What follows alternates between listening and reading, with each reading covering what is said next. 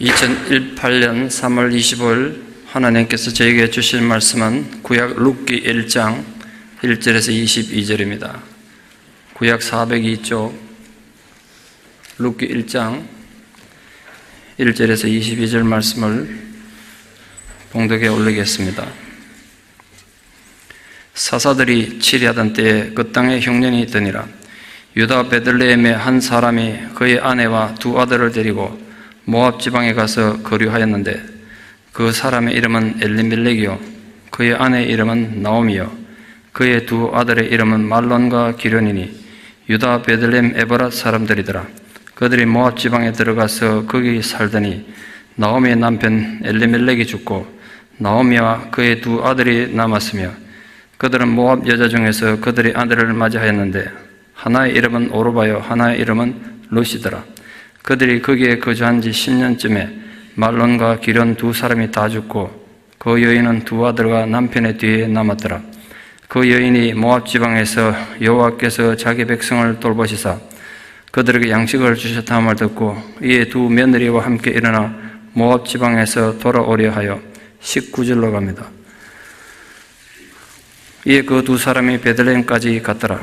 베들레헴에 이를 때 온 성읍이 그들로 말미암아 떠들며 이르기를 이가 나오미냐 하는지라. 나오미가 그들에게 이르되 나를 나오미라 부르지 말고 나를 마라라 부르라. 이는 전능자가 나를 심히 괴롭게 하셨음이니라. 내가 풍족하게 나갔더니 여호와께서 내게 비어 돌아오게 하셨느니라. 여호와께서 나를 징벌하셨고 전능자가 나를 괴롭게 하셨거늘 너희가 어찌 나를 나오미라 부르느냐 하니라. 나오미가 모압 지방에서 그의 며느리 모압 여인 룻과 함께 돌아왔는데 그들이 보를 추수 시작할 때에 베들레헴에 이르렀더라. 아멘. 웰트 크레임이라는 미국 청년이 있었습니다. 어릴 때는 괜찮았는데 성인이 돼서 소아마비에 걸렸습니다. 그 성인이 돼서 소아마비 걸리면 그게 더 위험하다고 그러더군요. 그 영향으로 전신마비 장애를 겪게 됩니다. 겨우 움직일 수 있는 건 오른손 손가락 하나뿐이었습니다. 그래도 그는 절망하지 않고 전국 각지에서 그에게 보내오는 편지에 손가락 하나로 녹음기 눌러서 답장하고 컴퓨터도 쓰고 라디오와 TV도 활용하고 또 본인이 직접 설계해서 누워서 책을 보는 그런 도구도 만들었습니다. 그가 자기 자서전 말미에 이렇게 얘기했습니다. 저는 소아마비 걸리기 전에 진정한 행복을 느끼지 못했습니다. 숨을 쉬지 못해서 산소호흡기 통 안에 들어가기 전까지 진정한 삶의 가치를 깨닫지 못했습니다. 그러나 전 이제 이전과 다르게 사고하는 법을 배웠습니다. 그렇게 말했습니다. 이전과 다르게 사고하는 법을 배웠다는 건 이전과 다르게 사는 법을 배웠다는 뜻이겠죠. 오늘 우리 삶에도 전과 다르게 사는 법 배우는 게 굉장히 중요합니다. 이 과거와 다르게 세상을 사는 법을 배운다는 건 우리 신앙에는 누구보다도 더 중요하다고 생각합니다. 왜냐하면 예수 안에서 구원받고 새롭게 되었다는 뜻은 과거와는 다르게 삶을 사는 법을 안다는 뜻이기 때문에 그렇습니다. 오늘 우리가 읽은 본문은 고향의 베들레헴이 흉년에 들어서 살기가 힘들어져서 잘 살겠다고 고향을 떠났던 나오미라는 여자가 참담한 고통을 10여 년 당하고 고향 베들레헴으로 다시 돌아오는 표면적으로 보면 참 슬픈 모습을 묘사하고 있습니다. 10년 세월에 무슨 일이 있었을까요? 그냥 그렇게 비참하게 됐을까요? 오늘 나오미에게 일어난 이 사건을 통해서 우리들의 삶 속에서도 세밀하게 간섭하시고 역사하시는 하나님의 섭리를 깨달음으로써 우리 모두도 이전과는 다르게 사고하고 살아가는 삶의 원리를 배우는 은혜가 있기를 진심으로 축원합니다. 먼저 나오미 집안의 몰락과 재난은 인간의 잘못된 선택에서 비롯됐습니다. 많은 인간의 비극이 그렇지 않겠습니까? 그들의 잘못된 선택이 여러 가지가 오늘 본문에 기록되어 있는데, 첫째, 무엇보다 그들은 자신들의 힘든 상황에서 그 상황 판단이 전적으로 자신들의 경험과 이성만을 의지했습니다. 하나님 뜻이나 하나님 인도는 전혀 고려하지 않고 오로지 자신들의 판단과 감정만을 중요시해서 삶을 선택했던 겁니다. 그러나 그건 나오미 집안, 나오미 사람 그 부분만의 문제가 아니고 그 시대, 그 나라의 시대 정신이었습니다. 성경 기록에 하면 이때 시대가 사사시대인데, 사사시대에는 왕도 없고 질서도 없고 진리를 사람들이 몰라서 각기 자기들 멋대로 살았다. 그렇게 성경에 기록되어 있습니다. 자기들 멋대로 사는 게 그 시대 정신이었기 때문에 나오미도 아마 그렇게 판단한 것 같습니다. 그런데 오늘 21절 말씀 보시면, 내가 그래도 고향 떠날 때는 풍족하게 나갔었는데 여호와께서 내게 빈손으로 비어 들어오게 하셨다고 한탄스럽게 고백하고 있습니다. 이게 무슨 뜻인가 한 번만 생각해 보면, 그들 고향에 비록 흉년이 들어서 살기가 어려워졌지만 그래도 자신들이 경제적으로 풍요로웠다는 뜻입니다. 살기 괜찮았다는 뜻이에요. 다만 그들은 흉년과 불경기란 그 악조건에서 자기들의 경제적 풍요를 잃어버릴까, 여기서 다 거지되면 어떡하나, 그런 두려움 때문에 약속의 땅 가나안을 너무 가볍게 버리고 하나님 약속 밖의 땅 모압으로 내려간 것입니다. 모압은 이스라엘과 적대 관계에 있는 영적으로 버림받은 땅이었습니다. 그 풍족했던 나오미 가정에 이 흉년이 왔을 때 어떻게 해야 됐을까요? 그 흉년이나 불경기가 온다고 하나님 약속의 자리, 베들레헴 신앙의 자리를 떠나면 안 되는 겁니다. 하나님이 다시 기회를 주실 때까지 기다려야 했습니다. 본문에 하면 세월이 좀 지나니까 하나님께서 다시 은혜 주셔서 베들레헴이 살기 좋아졌다고 그렇게 기록되어 있지 않습니까? 그들도 조금 참고 기다렸으면 그 고난을 잘 극복했겠죠. 그러나 그들은 단순한 인간적인 생각으로 풍족한 삶을 손해보지 않겠다고 모압 땅으로 내려간 것입니다. 그들의 선택은 정말 어리석은 것이었고 그 대가는 너무나 컸습니다. 둘째, 그들은 그들의 아들들 해서는 안 되는 결혼을 시킨 겁니다. 남편 죽고 불안해서 그런지 모르겠습니다만 나오미는 두 아들을 모압 여자에게 장가 보냈습니다. 모압 여자 둘을 며느리를 본 겁니다. 신명기 23장 3절에 하면 모압 족속은 영원히 이스라엘 총회에 들어오지 못한다고 하나님이 경고하셨습니다. 모압 사람들과는 상종하면 안 된다는 거예요. 그건 친아버지와 두 딸이 건친상간에서 난 가정스러운 족속이기 때문에 하나님께서 그런 명령을 하셨습니다.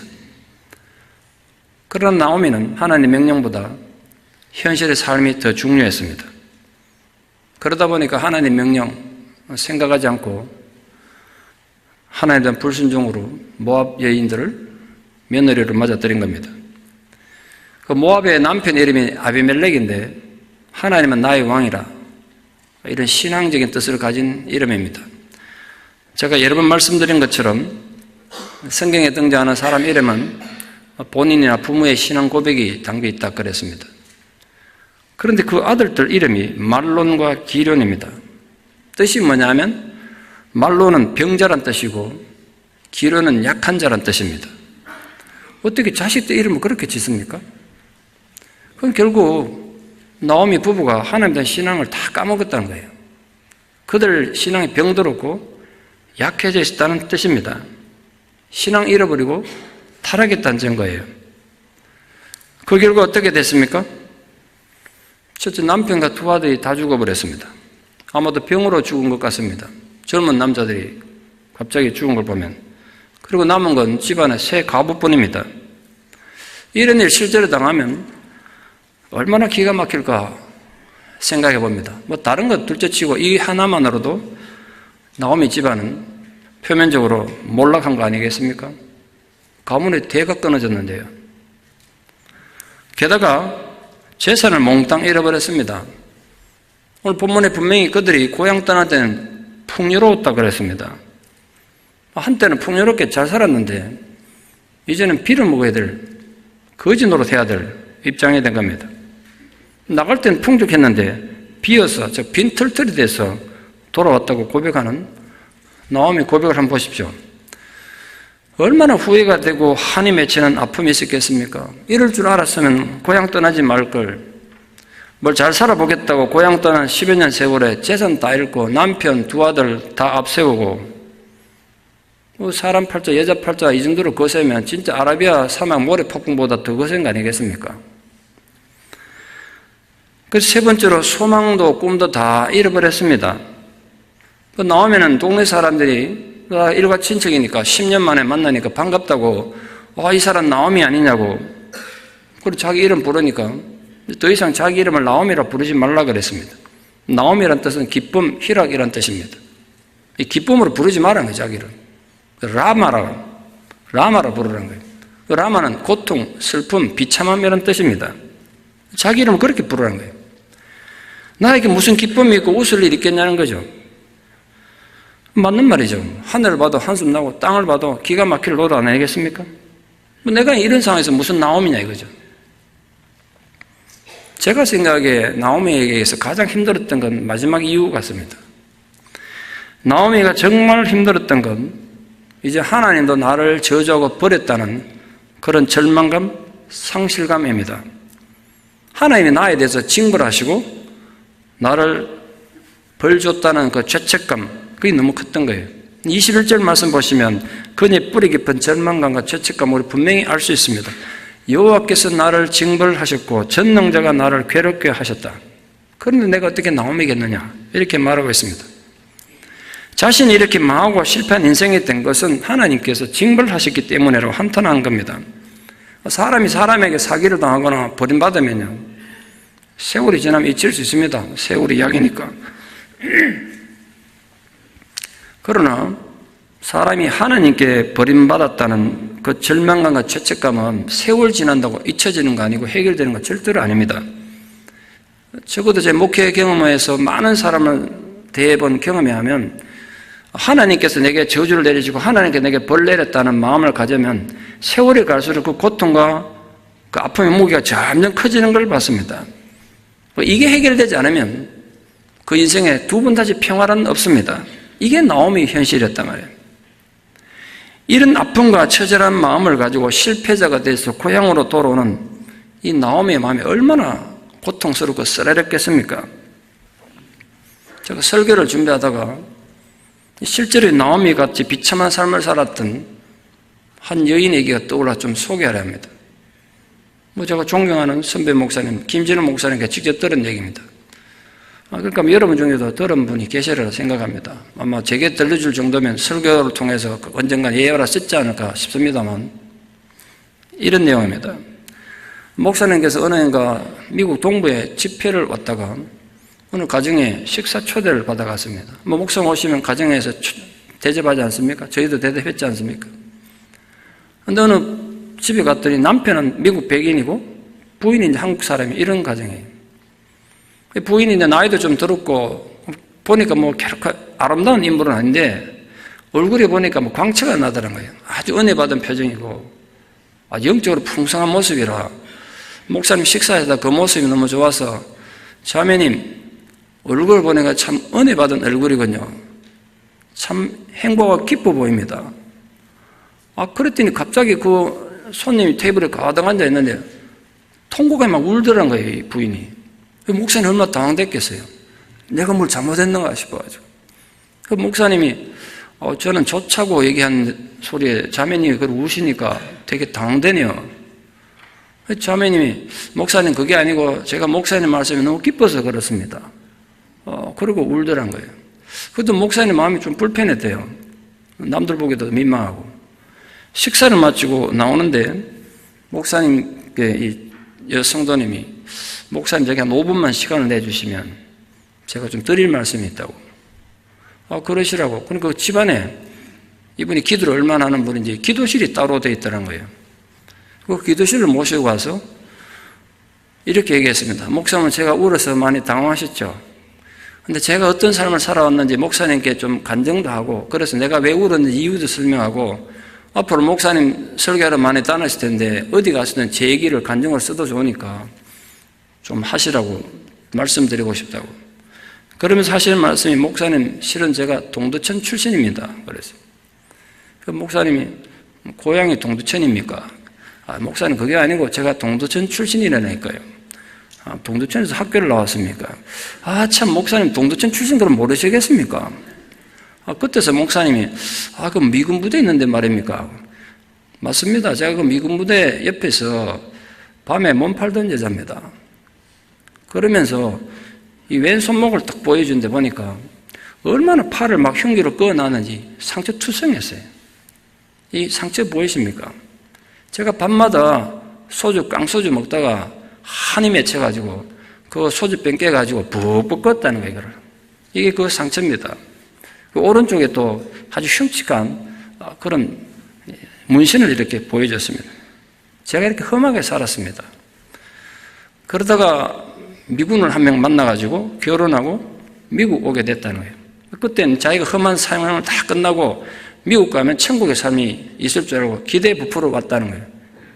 근데 딱 도착하는 순간 이 남편이 아내가 있는데도 불구하고 완전히 무시하고 나는 없는 것처럼 생각하고 온갖 여자 집에 데려다가 자기 안방에서 별짓 다 하고 그렇게 바람을 피우고 속을 썩이고 거기에 덧붙여서 시부모가 같이 살고 있었는데 그 시부모들도 자기를 인간 취급 안 하고 하녀처럼 취급해가지고 이 본체가 있고 바깥에 이제 허름한 흙강 같은 별채가 있었는데 본체는 들어오지도 못하게 하고 바깥에 흙강 같은 데서 자기 하더란 거예요. 식모처럼 파인처럼 부리더란 거예요. 그러니까 어디 말이 통하는 데 있습니까? 아는 사람이 있습니까? 온 이 미국 천지 자기밖에 없는데 달랑 떨어져 있는데 어떻게 살겠어요? 눈물로 한을 품고 남편에 대해서 한을 품고 저 인간을 내가 어떻게 하면 죽일까? 복수심 풀다고 살다가 보니까 살 수가 없어 도저히. 어느 날 흙간에 줄을 메고 이제 목 매달고 죽으려고. 그거 쓰니까 얼마나 신세가 한탄스러운지. 그 목 매달려고 줄을 묶어놓고 그 앞에서 펑펑 울었다는 거예요. 한참 우는데 옛날에 자기가 어머니 손잡고 다녔던, 교회 학교 다녔던 그 생각이 나서 이렇게 외치며 울었다는 거예요. 아버지 하나님, 이 딸은 세상으로 흘러서 이 험한 세상 살다가 오늘 제가 죽습니다. 내가 너무 억울하고 슬픕니다. 그걸 울었다는 거예요. 근데 한참 우는데 분명히 자기에게 이렇게 들리더란 거예요. 넌 내 딸이다. 내가 너를 위해 죽었다. 울지 마라. 슬퍼하지 마라. 내가 네 아픔 다 한다. 여전히 넌 내 사랑하는 내 딸이다. 그러더란 거예요. 그 음성을 듣는데 얼마나 감격스럽고 은혜가 넘치는지. 같이 역시 울긴 우는데 아까는 막 슬퍼서 한이 맺혀 울었는데 그 감격 속에 뜨거운 눈물 흘리면서 내가 안 죽어도 되겠구나. 하나님이 괜찮다는데, 하나님 나와 함께 한다는데, 하나님 나를 딸이라 불러주는데 내가 왜 죽어야 되냐. 그 생각을 가지니까 완전히 예전과는 다른 생각으로, 다른 감정으로, 다른 방식으로 세상을 살게 됐습니다. 남편은 여전히 매일 여자를 바꿔가 집에 돌아오는데도 저주하던 그 마음이 바뀌어서 남편이 불쌍하게 생각돼서 내게 임한 주님의 은혜가 저 사람에게 임하면 저런 짓 안 할 텐데 이 생각 들고 집안도 예전에는 엉망을 하다가 자기를 하녀처럼 굽어가는 그 시부모 전혀 개의치 않고 사랑으로 섬기고 집을 깨끗이 치우고 이런 생활 한 6개월 했더니 오늘 시부모가 안채로 좀 돌아라 그러더란 거예요. 또 무슨 야단치려는가 싶어서 두려운 마음을 갔더니 좀 표정이 다르더란 거예요. 그때 그 시어머니가 이렇게 말하더래요. 얘야, 그동안 우리가 너희한테 너무 잘못했다. 이제 보니까 너는 하나님께서 우리 집에 보내준 천사다. 근데 우리가 그걸 몰라보고 너희한테 너무 혹독하게 됐구나. 부디 우리를 용서해다오. 그러더란 거예요. 그 말 듣는데 눈물이 얼마나 쏟아지지 감격스럽게. 그 시어머니 품에 안겨가지고 이렇게 말했다는 거예요. 어머니, 저는 이제 부모님 고향도 다 돌아가시고 고향에 부모님도 돌아가시고 천재 나 혼자밖에 없는데 미국 땅에 저를 친딸처럼 생각해달라고. 저도 어머님, 친어머니처럼 생각했다고. 그날부터 이제 친어머니, 친딸처럼 돼서 정말 행복하게 생활을 했다는 거예요. 남편은 여전히 나쁜 짓 하고 다니고. 한 2-5달 지나가지고 시부모니 남편을 부르더니 이렇게 얘기하더란 거예요. 너는 하나님께서 천사같이 보내준 네 아내를 그렇게 못되게 하고 그래 악을 짓고 죄를 짓고 사니까 넌 내 자식 아니다. 그러니까 결정해라는 거야. 네가 가정으로 돌아서 아내를 사랑하고 잘 살든지 아니면 우리 집을 떠나라. 결정해라. 그렇게 얘기하더란 거예요. 남편이 고민하더니 일주일만 시간을 달라 그러더란 거예요. 일주일 뒤에 오더니 아내한테 무릎 꿇고 여보, 내가 그동안 정말 잘못해서 당신이 가진 그 아름다운 신앙 나도 갖고 싶다. 나를 부디 용서해주고 받아주기 바라고 그러더란 거예요. 저 남편이 그 여자입니다. 저 남자 그 남편이라는 거예요. 그 몇십 년 그 뒤로 천국 같은 삶을 살았다는 거예요. 그래 살다 보니까 제 얼굴이 이렇게 바뀌었습니다. 그래 간증하더란 거예요. 제가 그 얘기 듣는데 얼마나 은혜가 되는지요. 눈물이 다 나더라고요. 여러분, 이래 설교하는 목사나 우리 성도님들이나 누구나 말 못할 상처 하나쯤, 아픔 하나쯤 갖고 있지 않겠습니까? 잘해보려고 했는데, 내가 세상을 좀 남들보다 잘 살아보려고 했는데도 내 뜻대로 되지 않아서 슬픔과 고통 속에 젖을 때가 얼마나 많습니까? 세상 일이 우리 마음대로 계획대로 안 되는 거 알잖아요. 우리가 이미 어느 정도 세상 살면 그거 다 알지 않습니까? 내가 젊을 때 철부지 꿈 만든 시절에 꿈꾸던 대로 세상이 안 된다는 거 다 알잖아요. 애초에 세상이란 우리 생각대로 되는 게 별로 없잖아요. 여러분, 경제도 어렵고 사회도 어렵고 조국의 현실이 암담하고 이민사회가 정말 사는 게 척박할지라도 하나님 주시는 위로와 은총 속에 살기를 바랍니다. 천국이 여러분에게 열리고 하나님께서도 여러분이 와서 말씀하시기를 그래도 넌 내 아들이다. 넌 내 딸이다. 라고 격려해 주시는 그 하나님의 위로와 격려의 음성 속에 그 감격 속에 살아가기를 바랍니다. 생각만 해도 얼마나 힘이 나는 일입니까? 오늘 본문의 이 나오미의 절망감이 그래서 너무 안타까운 거예요. 나오미의 생각처럼 그녀 인생이 그렇게 비참하게 끝나고 말았을까요? 나오미는 자신은 스스로 내 인생은 실패자이고 우리 가문은 멸망했다. 그렇게 절망감에 깊이 젖어 있을지 모르지만 그녀가 결코 미처 깨닫지 못했던 한 가지 중요한 사실이 있었습니다. 그녀 그걸 놓치고 있었던 거예요. 그녀 스스로는 너무나 힘이 들고 고통스러워서 수치와 절망 속에서 그녀의 삶을 포기하고 내던지고 말았습니다. 그러니까 나오미가 아니라 이제 말하라 그런 거 아니겠습니까? 그러나 그녀와 그녀 가문을 향한 하나님의 사랑의 섭리와 계획은 계속되고 있었단 말이에요. 본인만 몰랐을 뿐이지. 나오미가 약속의 땅을 버린 것은 분명히 하나님에 대한 신앙을 잃어버린 거 맞습니다. 실패의 모습으로 고향 다시 돌아온다는 거 얼마나 수치스럽고 부끄러운 일이겠습니까? 남들 보기 얼마나 부끄럽습니까? 그러나 하나님은 그녀를 실패자로 비참한 죄인으로 대하지 않으셨습니다. 하나님은 여전히 나오미를 사랑하는 딸로 인정해 주셨습니다. 그녀의 실패와 불순종의 비극에도 불구하고 하나님은 그녀의 삶을 향한 선한 계획을 갖고 계셨습니다. 그래서 제가 깨닫습니다. 지금도 하나님 하시고자 하면 비록 우리가 실수하고 실패했던 것들이라도 하나님은 그 모든 우리의 실수와 실패까지도 선한 것으로 바꿔주실 수 있는 분이십니다. 그 하나님이 여전히 우리와 함께함을 믿습니다.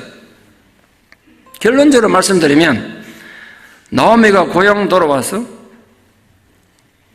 생활하는 중에 하나님의 놀라운 섭리와 계획과 인도하심을 따라서 며느리 룻이 보아스와 극적으로 결혼을 하게 됩니다. 재혼을 하게 돼요.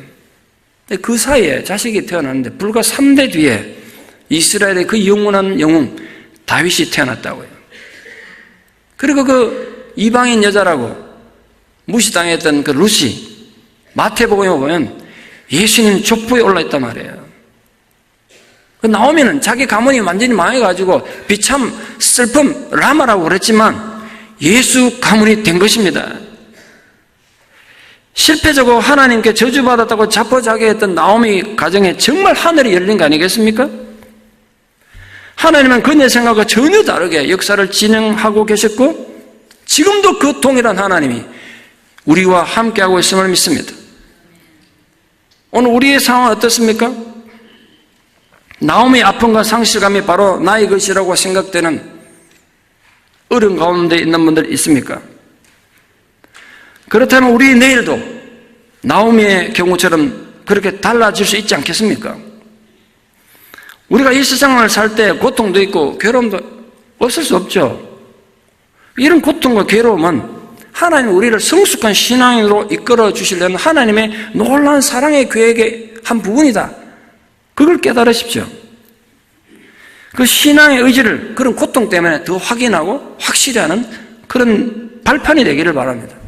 그 힘있게 신앙생활 함으로써 여러분에게 임한 그 모든 고통과 슬픔이 축복으로 변화되는 그런 놀라운 인생의 반전의 역사가 여러분 가문에도 일어나기를 진심으로 축원합니다. 극한적인 신체적 장애를 극복해서 인간 승리의 표본이라고 일컬어진 헬렌 켈러가 책에 이런 걸 써놨더라고요. 자기는 보지도 못하죠, 듣지도 못하죠, 말도 못하지만 눈도 뜨고 말도 하고 듣기도 하는 정상적인 사람이지만 영적으로는 깊은 잠에 빠져있는 현대인들 향해서 이렇게 공부하고 있어요. 쉽고 편안한 환경에서는 강한 인간이 만들어지지 않습니다. 시련과 고통의 경험을 통해서만 강한 영혼이 탄생됩니다. 그러면 통찰력이 생기고 일에 대한 영감이 떠오르며 마침내 성공할 수 있습니다. 오늘 우리도 마찬가지입니다. 스스로를 더 이상 하나님의 복받는 사람이라고 말하기 어렵다고, 하나님이 나에게 복을 주시면 이렇게 내 삶이 힘들고 어려워질 수 없다고 자학할지 모르겠지만 여러분 힘내십시오. 하나님이 여전히 여러분을 사랑하시고 너 내 딸이고 아들이라고 말씀하신단 말이에요. 하나님 우리 생각을 들고 옹전하시니 절대로 아니세요. 우리 아픔을 아시고 우리 눈물을 다 하신단 말이에요. 그래서 언젠가 우리 가문에도 이전과는 다른 삶을 살아갈 수 있는 놀라운 삶의 반전을 허락하실 것을 믿습니다. 말씀의 결론을 맺습니다. 대학을 졸업하고 요즘 취직하기 어렵잖아요. 취직하기보다는 개인 사업하겠다고 사업이 떨어졌던 20대 젊은이가 있었습니다. 시작한 사업이 중고 컴퓨터를 판매하는 거였는데 한국 사람들 중고 좋아합니까? 좀 허영심이 많아가지고 다 비싸고 좋은 거 좋아하잖아요. 한때 일본에서는 중고 컴퓨터 이게 호황을 누려가지고 일본 최대 중고 컴퓨터 회사인 소프트맵이라는 회사를 직접 둘러보기 위해서 돈이 없으니까 친구도 친척들한테 돈 빌려가지고 그 회사 가서 몰래 각 대리점 돌아다니면서 회사 운영하는 거 사진도 찍어오고 와가지고 한국 회사를 차렸습니다. 그 사람들이 누가 중고 컴퓨터를 썼냐고 많이 비난했습니다. 그때 시작할 때가 1990년대 초인데요. 사람들 비난처럼 진짜 사업이 안 돼가지고 빚을 자꾸 지기 시작했어요. 1994년 가을에 20대 젊은이가 갚기에는 도저히 불가능한 빚이 2억 8천만 원이 됐습니다. 아무리 생각해도 살 길이 막막해요. 이 돈 갚을 길도 없고 부모님 보기도 미안하고 자기한테 돈 빌려준 친척들, 친구들 갚을 길도 없고 그래서 생각한 게 뭐냐 2억 원짜리 생명보험 들고 유서를 썼어요. 내가 죽고 나서 보험료 나오거든. 내 빚진 사람 다는 못 갚지만 비율로 나눠서 좀 갚아달라고. 부모님께 죄송하다고. 그리고 차를 몰고 가가지고 성수대교 가가지고 전속력을 달려서 다리 난간을 박았어요. 근데 그 뉴스 나온지 아십니까? 이 차가 난간에 걸려가지고 빠지지 못하고 대롱대롱 매달렸어요. 나오지도 못하고 뛰들지도 못하고. 사람들이 119 걸었으니까 와가지고 소방서가 와가지고 구해준 겁니다. 그러고 나니까 그 사건을 한번 겪고 나니까 죽는 게 쉬운 게 아니구나. 내가 죽을 각오를 한번 다시 해봐야 되겠다. 그런 차에 아시다시피 한국에서 IMF가 터졌습니다. 중고를 막 찾기 시작하는데 사업이 막 생상해서 번창해 갔습니다. 1년에 수백억 매출되고 수십억의 이익이 났습니다. 빚 금방 다 갚았죠. 전국에 200~300군데 되는 매장을 내게 되는 그런 인생의 반전을 이룬 간증을 제가 읽은 적이 있습니다. 가파른 언덕을 오를 때 참 힘들고 어렵지만 그 다음에 힘들지 않고 내려갈 수 있는 내리막길이 있는 것처럼 우리 인생도 그렇다는 거예요. 지금 내가 고난의 언덕길에 눈물 나는 고난의 세월 올라가지만 그 올라가면 이전과는 다른 삶을 살게 되는 밑거름이 될 거다. 참된 영광은 결코 실패하지 않는 데 있는 게 아니라 넘어질 때마다 다시 일어서는 데 있습니다. 그런데 실패, 고통, 슬픔은 하나님과의 회복을 부르는 초청장이라는 말이 있습니다. 그것이 예전과는 다른 삶을 살게 하는 우리 인생의 기폭제 전환점 아니겠습니까?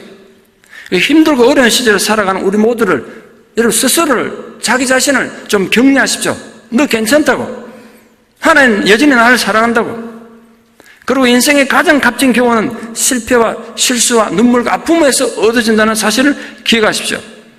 그러므로 우리 모두 비록 고난과 실패를 당해서 마음이 위축되고 부끄러움이 우리 목을 조여와도 이전과는 다르게 사는 법을 깨닫고 다시 용기를 가지고 가야 할 길을 당당하게 헤쳐나가는 진정한 승리자가 되기를 진심으로 축원합니다. 기도드리겠습니다.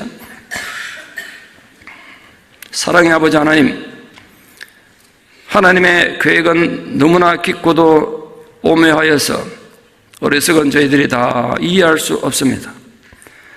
우리가 잘 살아보려고 했는데 우리 계획과 생각대로 인생이 되지 않아서 때로는 끔찍한 실패를 경험하기도 하고 하나님을 떠나기도 하고 끔찍한 죄 가운데 빠질 때도 있었습니다.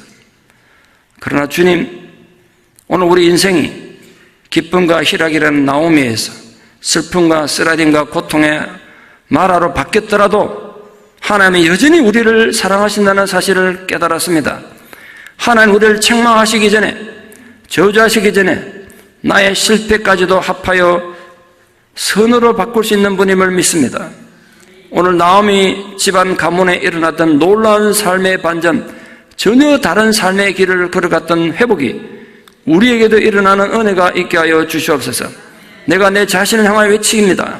너는 하나님의 사랑하는 아들이며 하나님의 사랑하는 딸이라고 외침으로써 그 용기를 가지고 당당하게 가야 할 길을 걸어가는 이전과 다른 삶을 살아가는 하나님 자녀들 되게 도와주시옵소서. 예수님 이름으로 기도드리옵나이다. 아멘.